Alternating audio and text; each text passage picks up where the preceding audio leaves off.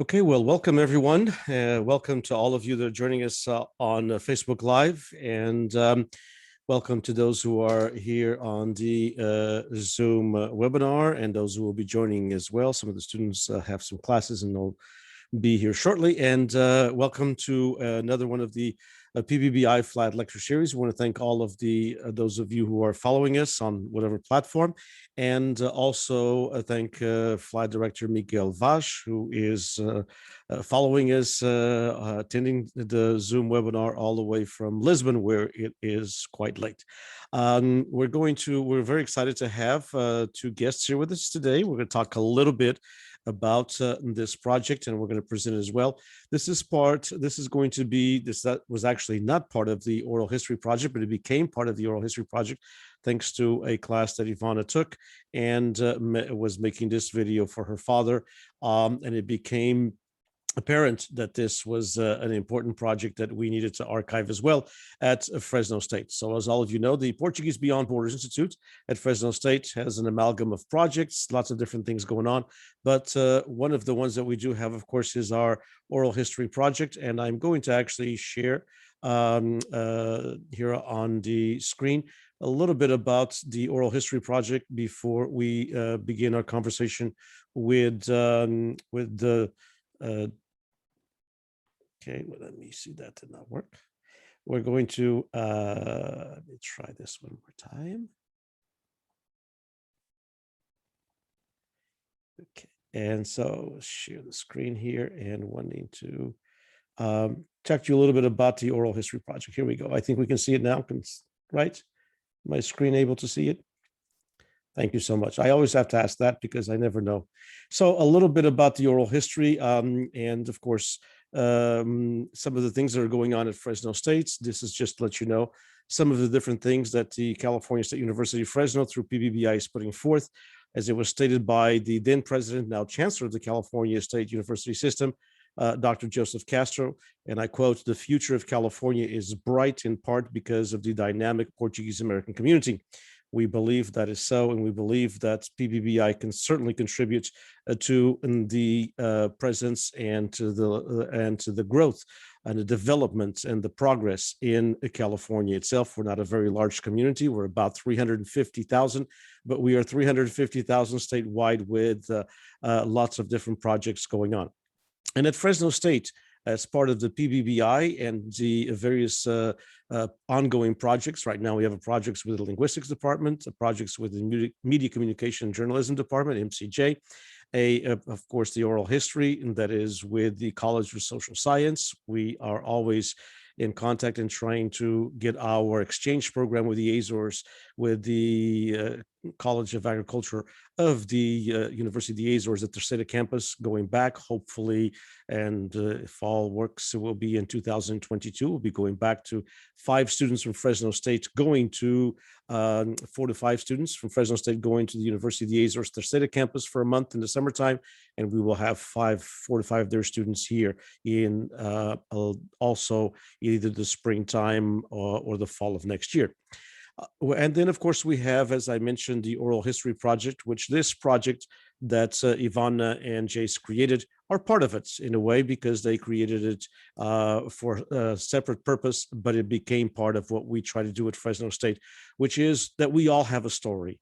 And we all have a great story. And sometimes, you know, when we start asking people if they'll tell us a story, because we want to archive all of the stories of all of the Portuguese Americans throughout the state of California, and starting, of course, and focusing first on the Valley, everyone says, well, my story is not that important. Let me talk to someone else, or talk to someone else. But everyone has a story, and all of our stories have important nuances to it. As we look at oral history, just a couple of things, and that is a couple of quotes there to understand that oral history kind of tells us a little bit how we understand the past, that it is the most important element in determining, of course, the future. And the past is myself, my own history, the seed of my present thoughts, and the mold of my present disposition. The past is always with us. We cannot be, of course, slaves to the past, and that is one of our words. So, saudade sometimes can be a good thing to have. but also can be something that sometimes holds us back. So we have to look at saudade with the eyes of today's world and not of the world 25 or 30 years ago. So oral history is a process for recording and preserving firsthand information in a structured interview setting and making the story available to others. And oral history must be evaluated considering its strengths and its weaknesses. And of course, every individual has a different story to tell. Oral history is the systematic collection and recording of personal memories as historical documentation. In a sense, it is a form of storytelling that involves kind of eyewitness accounts at the same time as we're talking about things that passed, a little bit of reminiscing. And it's kind of important to remember that while oral history is not always the best method for collecting data that is statistical, the importance of registering people's thoughts and their life and their experiences as they see it sometimes gives us a little bit a different look at history itself. Okay. And for example, sometimes when we look at the Portuguese-American community, we think we know quite a bit about it. But then when we do an oral history, as I did one not too long ago with a gentleman before the pandemic who is now 95 years old from Tulare, Mr. George Perry Lemon, who on the second part of the interview started listing, as he remembered, all of the Portuguese businesses that existed in Tulare one by one in the 1940s.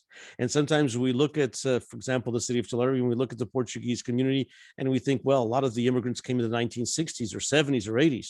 So that's, when things developed.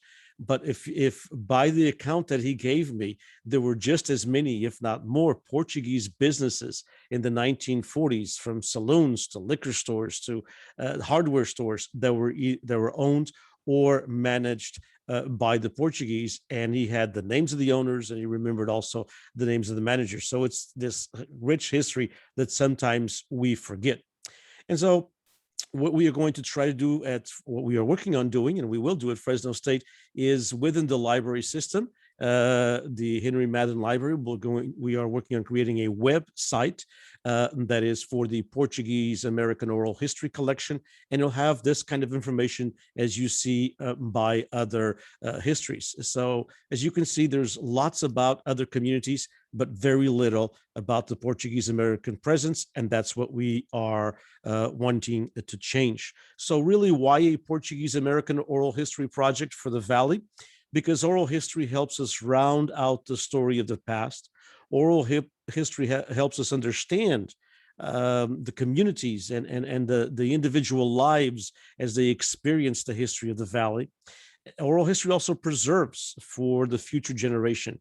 So sometimes we are all concerned that with immigration ceasing from Portugal, and from the archipelago of the Azores to California in the last 40 years, we haven't had any significant numbers. I mean, there's been a family here and a family there, but no significant numbers since 1980. So that's 41 years. So things already are different today in the Portuguese-American community.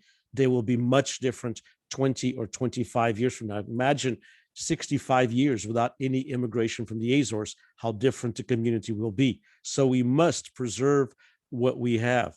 And so we're building a community-based oral history project for the Portuguese-American community throughout the Valley that'll encompass all of these things that you see here. We of course, first and foremost, the Portuguese immigrant experience, most of them Azorians.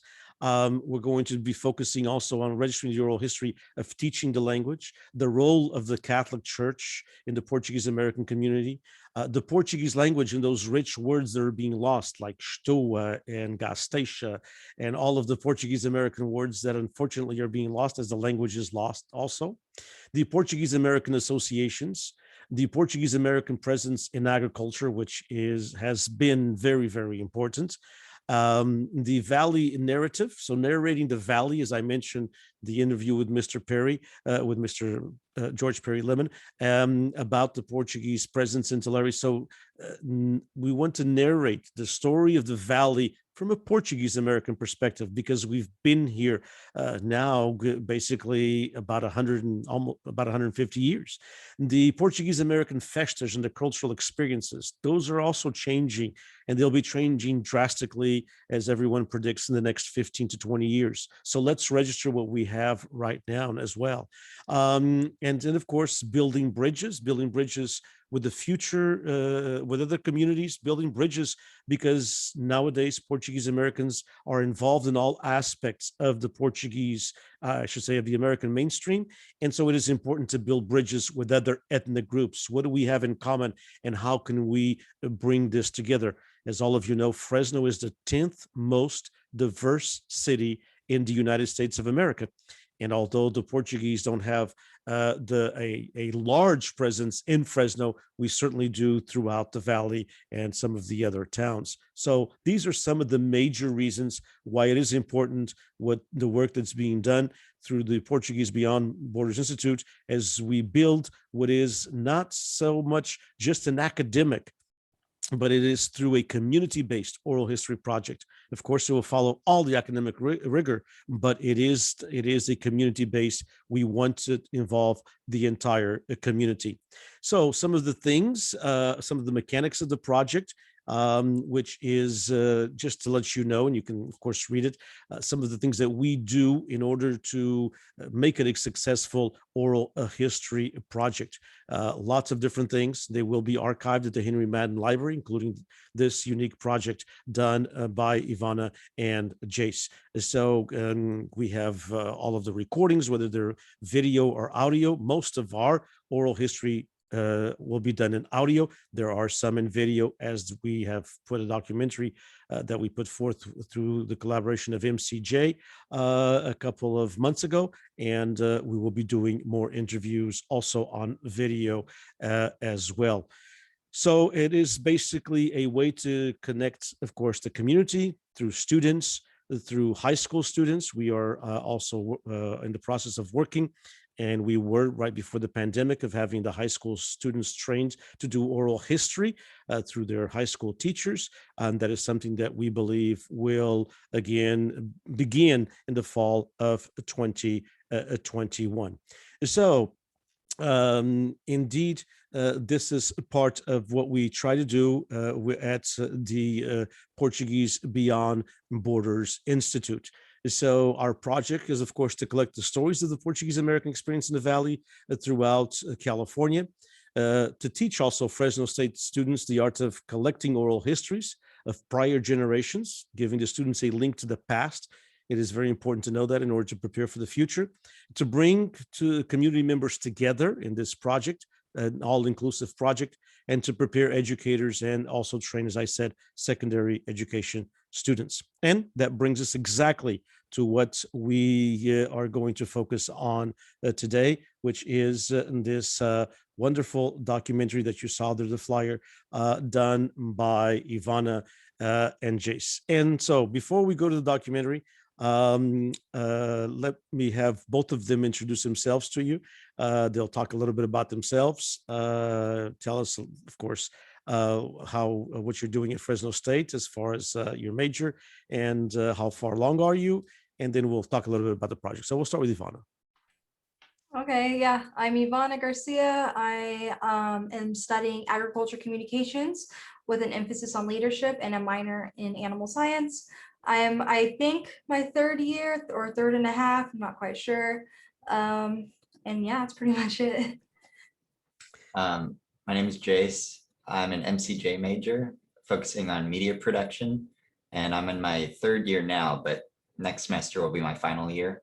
And yeah, that's pretty much it. Yeah, okay. And how, first of all, how has the experience been at Fresno State to transitioning to this new modality for a year, but hopefully we'll go back next semester somewhat? We kind of like it a lot. Well, that's Surprisingly, interesting. That's I know, interesting. I Okay, know. okay. You're one of the few that tell me they like it a lot. So tell me why, Ivana. Well, we're homebodies, so we like being at home. We have everything set up in front of us, and it's so much easier to just sit in my chair and go to the next class instead of walking 10 minutes across campus. And so for us, it's a lot easier because we just do our classes. And then if I have to go to work, I just go straight to work. I don't have to worry about parking or anything. But I do miss like going outside and talking to people. But for the most part, it's convenient. Your thoughts, Jace, about the same or different? Yeah, about the same. I think it's just the convenience is a big part of it. And I think it's also the fact that a lot of the work is on your own time instead of like the deadline of like, here's a project given to you one class and by tomorrow it should be done. Instead of that, it's like, here's a list of projects that are due like by the end of the month. And then you could just have all the time to work on it. And since you're not like relying on people to all get together in one place, it's a lot easier to collaborate with people through Zoom because they could be anywhere in the world and you can still talk to them. It's a good point. It's a good point. Do you see both of you? Because I mean, Jace, you're just about finished, and Ivana's in the third year, so another year or so. Do you see, even when universities, your thoughts, when universities go back, and most college universities will go back to some kind of face-to-face instruction, mostly, not everything, but mostly from what we're told, either next spring or for sure fall of 2022. Do you see that this kind of instruction has a place in the modern university? You know, some people think that we'll never go back to a pre-pandemic. The world has changed. What are your thoughts? You think that it is maybe a way to balance, you know, between some classes that really need to be on campus face to face and some that can be virtual? Yeah, I think there could be a balance, and I think that's honestly better. The pandemic obviously is unfortunate. However, it really taught us a lot about communication. We're in a totally new position where we're communicating in a new way that we never thought we could. And I believe some classes are probably realizing that they're functioning just as well on Zoom than as they were in person. And perhaps they can figure out that maybe this might be more convenient for everybody to just do classes on Zoom. And I'm totally for that just because it makes it more accessible to everybody.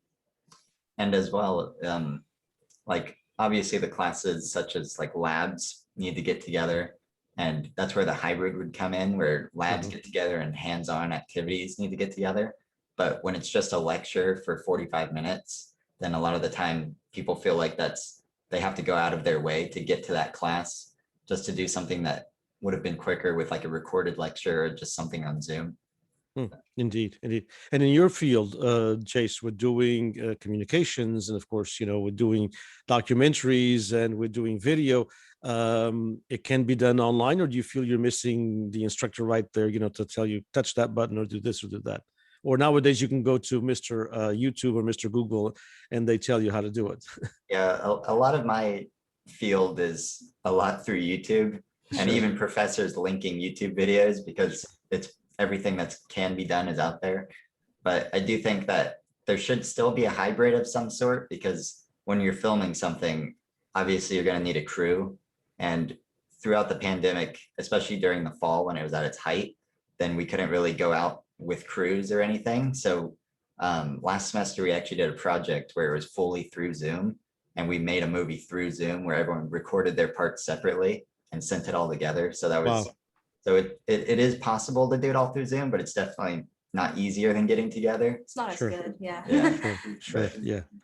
But so it is. I agree with you. Some of the lecture series definitely can be looked at, or lecture classes can be looked at different modalities. Indeed. So let's talk about your project, and just a little bit. Then we'll talk a little bit more after we watch the documentary, but the video. But how did the idea come to you, Ivana, and how did you put it together, you and Jace? Okay, so it was originally it was an assignment for my agricultural leadership class where we had to make like a news report. It was supposed to be all written. And so I saw the assignment, I completed it. However, I was just thinking, I'm like, I might as well make something out of this and make it bigger than what it was. And at that time, my dad was going into retirement, just kind of retired. And he was pretty like sad about retiring. So I thought this would make him feel better if we did a documentary for him, and it would be his Christmas present. And Jace, how did you, of course, get involved in it, and what aspects did you contribute? And I'm sure you contributed a lot, especially in the editing. Yeah, well, she came to me and said that she wanted to do more and wanted to make a video like this. And at the time I was also in a class that was teaching me how to create documentaries and like teaching me the ways to tell stories better. So I did the filming for it and she did all the setup for it to get everything together. And then when we got to the editing part, then we kind of worked on it hand in hand and, you know, traded off like doing subtitles and stuff like that you'll see in the video. That's my other question. So the video, and for those of you following us, as you'll see, the video is in Portuguese, but with subtitles in English. So your dad, everything was recorded in Portuguese. And how did that process work? Was that a time-consuming process? Yes. Yeah, it took so long because like sometimes there would be a word I wouldn't really like, either I didn't understand because it was a little too loud or too soft, or he just said it too fast. So I would have to like listen to one clip like 5 or 10 times, but it wasn't too bad. Like sometimes I would just put the audio on and I would just type as I go and then pause whenever I needed. And then I know there was one specific word I didn't know and I had to like text my sister and I was just like, hey, what's this word? But for the most part, getting the Google Doc with the translation took me about like an hour or 2 hours, but it was creating the subtitles to where I was telling him, I'm like, okay, so he said it at this time. He obviously didn't know when, so we had to time it correctly. That took the longest just because I was trying to tell him that he said a Portuguese word at a certain time. He didn't know what the Portuguese word was. So we figured it out. We got there, but it took a long time. And how long, and Jace, how much did you have to shoot in order to get these 11 minutes or so? We were there about 3 or 4 hours, I think. And there was a lot of unused footage, but I just didn't feel like there was a place for it in what he was saying, because at the time, obviously I don't actually speak Portuguese, unfortunately, but at the time we were there. You understand a little bit. A little bit, but Yeah. not the things that he was talking about. So at the time I was just filming as much as I can. And there's probably another hour and a half of footage that wasn't used. And even during the interview part, there's footage that I didn't put in there because at the time I thought he was going to be talking about one thing. So I was catching it, but then he talked about something completely different. But at the time I didn't know. So I was just trying to catch as wide of an area as I could. This is interesting for those of us who are not in the broadcast world or in the documentary world. Sometimes people think, well, you know, we'll just shoot, you know, about 15 or 20 minutes and we'll get, you know, 10 minutes out of it. But sometimes it's hours to get, you know, it's sort of like the movie industry that, you know, takes months to get a 2-hour movie. Yeah, the shooting part's the easiest. Those 3 hours are really easy to get. It's putting everything together. That took us about 2.5 to 3 months, maybe, just making an 11-minute video. Yeah. Well, we're looking forward to it, and we're going to watch it right now, and everyone. And then I would appreciate those who want to have if you have any questions or comments, please use chat. Of course, as you know, all of you know Zoom as well as I do, or better, because sometimes I make a mistake in Zoom all the time. I start talking and my microphone is off, and students still have to tell me that I'm muted. Let me share this, and I'm going to ask either Ivana or Jace to tell me if we can see this. Can we see it or no? No, not yet. Not yet. I don't know why it's not letting me share. Let me try this again. Oh, right. Here we go. I think we can see it now. Make sure we get the sound. And can we see it now? Yes. Yes. All right. Hopefully the sound will be perfect as well. Let's go. If it's not, just alert me, okay?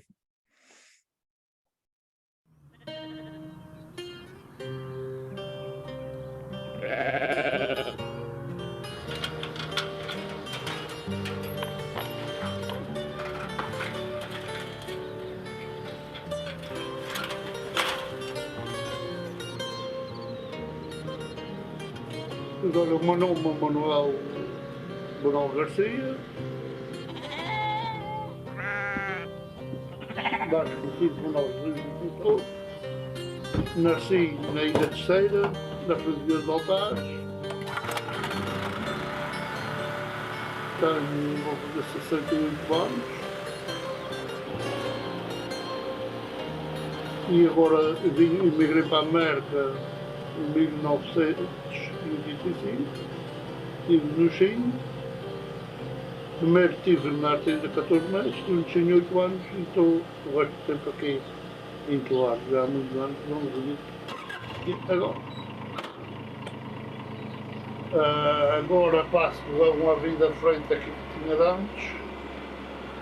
Normalmente tenho muito pouco que fazer, já estou no Itália, tratei de umas ovelhas, faço umas brincadeiras que nunca tive tempo de fazer quando era novo e quando trabalhava muito.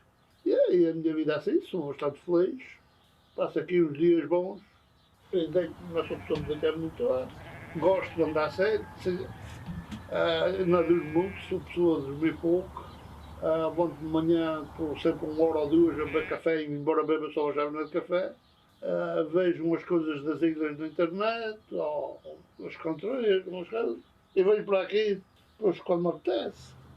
São tratadas as horas, se está muito frio, deixo-me os olhos nas feiras. De verão eu venho mais cedo, depois passo o dia aqui e é assim a vida.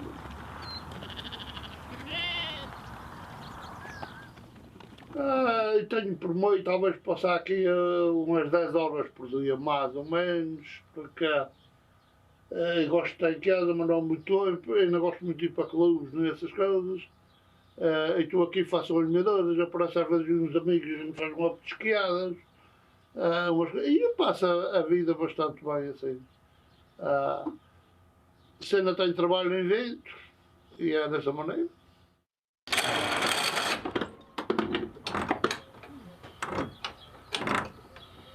Amém.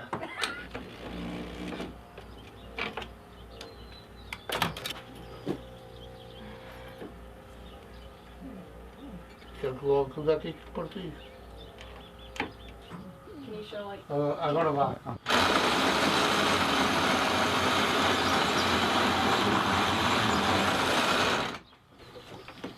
Eu vou dar o telefone ali, deito-me aqui.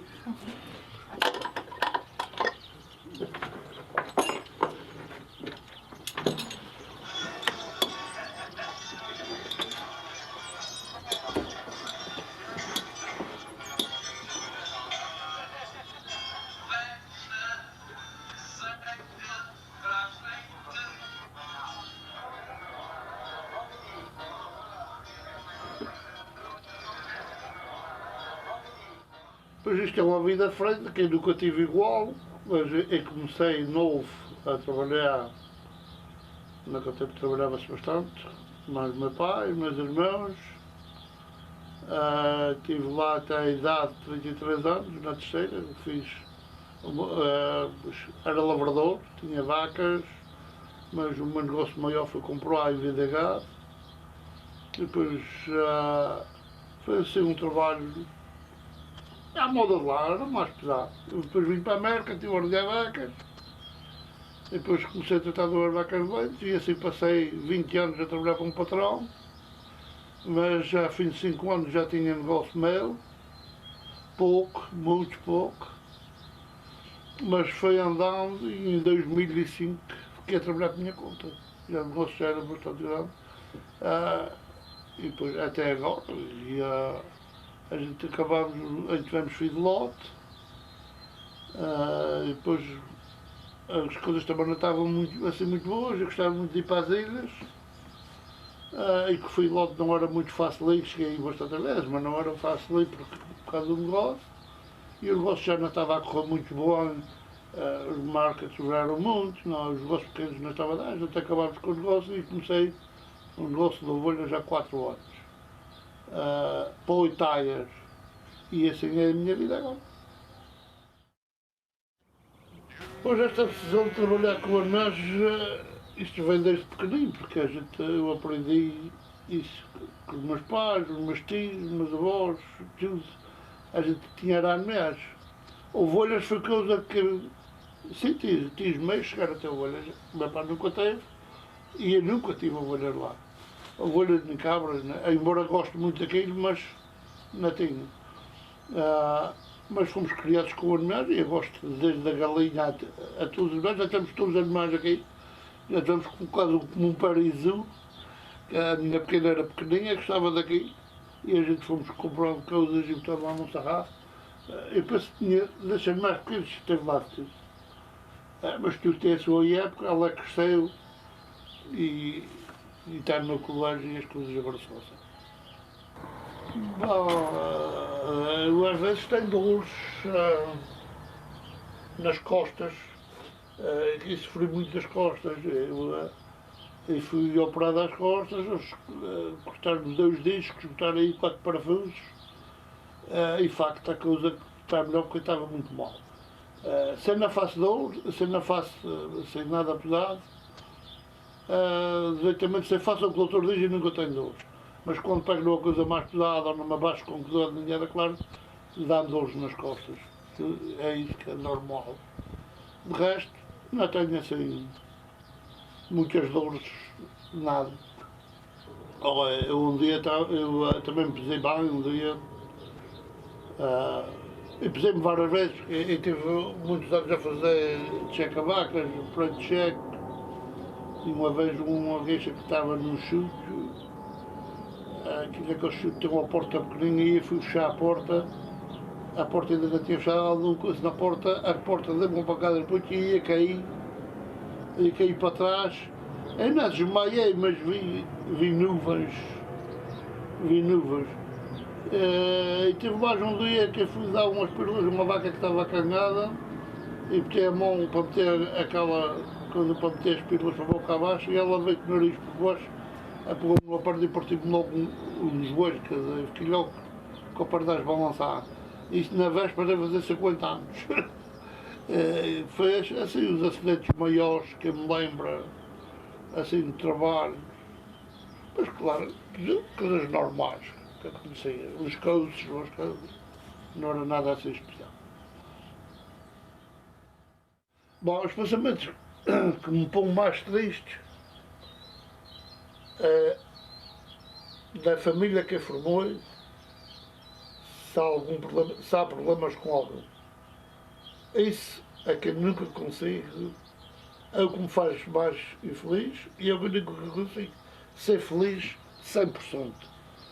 Porque um dia que, se eu tivesse a sorte de olhar aqui, eu penso que não, mas de toda a minha família dizer assim, isto está tudo bem, não é dizer que estou mal por Natal, mas há sempre uma coisa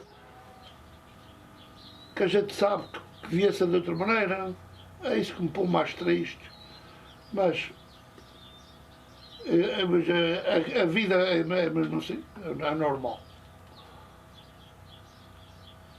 Entrar no Itália tem muitas complicações, a meu ver, porque a primeira coisa a gente capacita-se que já está velho. Isso é a primeira. Até não chegou a Itália, não se pensa muito nisso. A gente chega a Itália e diz, bom, já sou velho. E as pessoas tratam-nos a uma de outra maneira, quer dizer, ou aí é que nunca prestei atenção, as pessoas começam a tratar mesmo como a velho, um velho no Itália. E isto não é nada saboroso, não é nada bonito. Porque a pessoa, enquanto trabalha, não vai dizer que eu não sou independente, sempre fui independente, sou independente, embora dependa já de algumas coisas, de outras pessoas, dos meus filhos, que me ajudam, não? Mas é muito diferente, porque eu fui uma pessoa sempre muito de cumprir horários. Eu trabalhei 20 anos como patrão, trabalhei por minha conta antes de vir para a América, e trabalhei aqui, mas eu sempre gostei de cumprir horários. Quando era novo, gostava de dormir, não tinha tempo. Agora, queria dormir, não tenho sono. Tenho tempo, não tenho sono. E é uma vida mais complicada, embora eu tente cumprir horas, que sinto-me melhor. Tenho uma hora para montar, uma hora para meditar, vir para aqui. Assim é melhor. Mas há sempre aqueles dias que o corpo quer calma e a dor calma. É uma vida muito diferente. Para mim, é o fim de uma vida, o Itália. Mas, felizmente, eu estou bem, eu sou feliz. Eu vejo pessoas piores enquanto eu estivesse a lutar.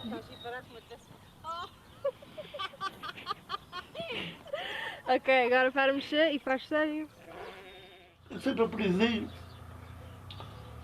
já dos meus pais, que a única coisa que a gente pode dar não é que nos custa menos ou mais, mas que a gente pode dar às outras pessoas é a nossa amizade, a nossa seriedade e o nosso exemplo, porque não é muito fácil. Isto é o que filmado muito criado. Agora, bens materiais, mas a gente se pode ajudar é sempre melhor que pedir. Isso é uma coisa que é normal. Eu acho que é um dever nosso a gente ajudar o próximo naquilo que pode. Eles dizem, há um ditado que diz que quem precisa todos os dias e quem ajuda não ajuda todos os dias. Mas a pessoa se pede, porque eu já pedi também, para me ajudarem, eu gosto mais de ajudar que pedir para me ajudar. E isto tudo faz parte da vida.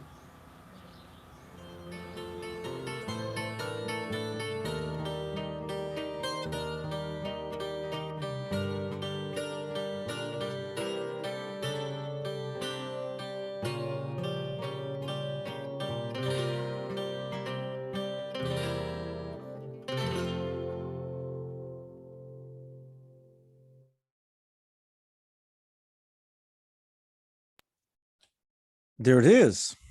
So wonderful. And I like the translation of Almessa to Demet because that's kind of interesting. You know, that was a good translation, Vivan. I have to I say. didn't know. I asked my sister and she was like, I think it's damn it. I was just like, okay.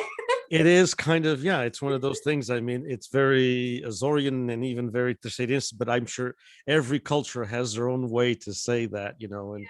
ours is Almessa, you know, we know that it's an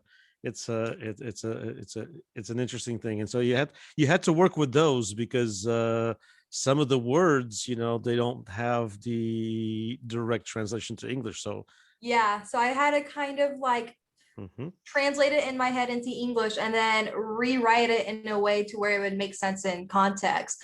There was one out of the whole thing, there was only one word I didn't know. And it was I still don't know it. It's compriario, which I think means on time. Yeah, cumprir o horário, to be on time. That's right. Yes, cumprir o horário. Yes. Yeah, and he has, of course, a lot of the phrases that are typical to the island of Terceira and to the Azores, you know, like and to Portugal itself, you know, was something which we don't say in English, like when he said quando o corpo quer cama, which means, you know, I'm tired, you know. Yeah. Literally translated when the body wants a bed, you know, that doesn't make any sense. And you did a really good job, you know, when I'm tired, I want to, you know, my body's tired. So, you know, now that I'm retired, I go ahead and stay in bed, you know. So Yeah. there's those things that are, you know, that are very those are colloquialisms that belong, you know, we say that a lot in Portugal, quando o corpo quer cama, you know, but if you translate that literally, and so you had to work with that a little bit. Mhm. Indeed. And so did he enjoy it?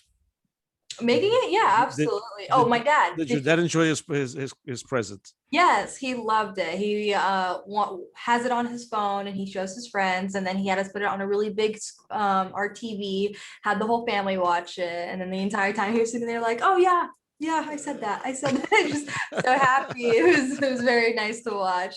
He's Well, very wonderful. Well, Jace, is this kind of work that's something that you would like to do in the future? I mean, what in your line that you're major at Fresno State, what do you hope to do with communications, and what do you hope to do with it? What would you professionally? I don't necessarily have like a set plan because I'm pretty open to whatever comes my way. Mhm. But I did enjoy working on this, and I would definitely do it again for any kind of subject. And I don't know, I think that every time that I do something like this, it just gets better each time. So I would definitely be open to working more with this kind of stuff. But yeah, after I graduate and everything, I'm not necessarily sure exactly which path of it I want to go to because so many options are open with the But degree. you're thinking in in editing? Yeah, Okay. yeah, that is the main path. Yeah. Interesting.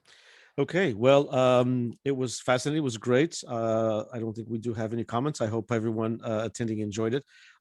It's a unique oral history. Of course, it's not just a typical oral history that you do because you were focusing on his retirement.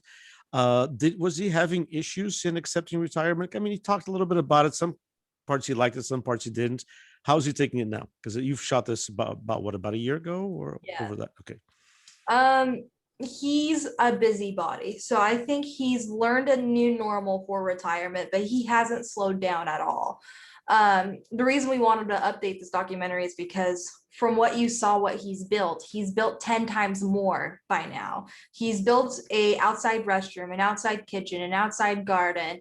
He's just made so many little inventions. Right now, for example, he's starting to make ladders and benches for me to sell on Facebook Marketplace for him. He just keeps on trying to make new things. So I think his retirement is allowing him to be more creative and explore new things that he didn't have time to do before, but he's definitely not relaxing at all. And I think that's perfect for him. Sure. How did he make that bed? That bed just, is fascinating. I mean, what is hooked up to all that? I don't know. It was originally, okay, like it was way crazier before. Originally, he invented this sheep flipper so he can clip their toenails without having to bend down. He used the same mechanism to hoist up the bed. You can ask him all the details. I don't know. But he does use it. He lays down there and relaxes and watches, something from Portugal or whatever. I mean, Yeah. Indeed. How the beginning of our talk, we mentioned, school and the new technologies and how, some things will never go back to the way they were. And I mean, isn't it awesome that he's able to retire and go to this unique bed that he made, in the middle of the afternoon if he wants to take a nap or relax, and he can watch a Dança de Carnaval from Terceira or a cantoria that he loves from Terceira. I mean, it's a total different world than he had 30 years ago, even if he had time. Exactly. Yeah. And he's very much in contact with the Azores, isn't he? Yes. That's all he watches on his phone, his YouTube. He's got his account connected to mine. So I go on my YouTube and it's just cantorias and torch and carnaval. And I'm just like, where's all my stuff? Because he watches YouTube all the time. So he's constantly updated, constantly aware of what's going on. He knows their news before American news. He's very involved. One quick, and I know that you, of course, go to the Azores often, and you like it there as well, especially for vacation. But how do you see the community moving forward? You were at one time miss everything in the Portuguese community, from folklore to band to everything, and now, of course, you're up in Fresno, and you're a student, and you have a job, and you're busy. And you're not involved in the Portuguese-American community as much. Do you see this as a pattern with young people? I mean, once you're in high school, it's something to do, but once you get out of high school, the community becomes, you have a different relationship with the community. Yeah, that's a hard question. I really think, I don't know. It really depends on, I think it's more of the relationships that you have before you leave. Mm-hmm. That really determines whether you want to come back or not, or mm-hmm. whether you stay connected. Being more involved always helps, obviously, but sometimes when you live an hour away or you're working constantly, you can't be as involved as you'd like to be. But I do believe the most important thing is to make sure that our community is open and communicative to younger people, making sure that they're being involved and that they're having fun. I think that's the most important thing, is that they actually enjoy being in it and not being a chore. Like, I'm personally like not being a chore that our families or it's expected of us to do. Like, let's make sure that it's something they actually enjoy doing so that they continue to do it after they leave. I don't know, growing up, there are some reservations I've had about the Portuguese community. And I think the biggest thing that I've always thought we should work on is to make sure that we're not only focusing on the people who are already involved, but to focus on the people who are interested, but just don't know where to start. Making sure that we open our arms to them and that we're allowing them to enter and be involved in the community, and to also make sure that it's not just Portuguese people. I know I've had so many friends that aren't Portuguese at all who are so interested. And then we just open our arms and talk to them and get them involved, and they'll start dancing carnaval too, and they have a great time. So I think it's more just communication, fostering relationships, and making sure that it's enjoyable and not a chore. Well, that's a wonderful way to end it. Very wise words for such a young person. And so thanks to both of you so much for spending the last 45 minutes with us. Congratulations on your project. We're going to archive it with, of course, with your permission, at the Henry Madden Library. It'll be part of the Portuguese Oral History Project forever. And Jace, of course, we are going to work with you as much as we can in the I know you're graduating, but we'll work with you as much as we can, because there's a lot of work to be done. As Ivana said, the Portuguese community is not the same as it was, and things change. And one of the things that we also need to use these new technologies, just like your father, Ivana, is using them to, to be entertained and to be in contact with Portugal. Why not use these new technologies? I don't think everybody's going to be able to go to the same festa all the time like we had in the past, but maybe they'll follow the festa through Facebook or through another venue as well. So good luck to both of you. Thank you so much. Congratulations on a wonderful project. And again, thank you for taking time to be part of this. Okay, we appreciate it. Awesome. Thank you. Thank you for the opportunity. Thank you. And thanks to all of you to join us. We have another presentation on May the 5th. So be in touch. That again, on behalf of the Portuguese Beyond Borders Institute, thank you, Jace. Thank you, Ivana.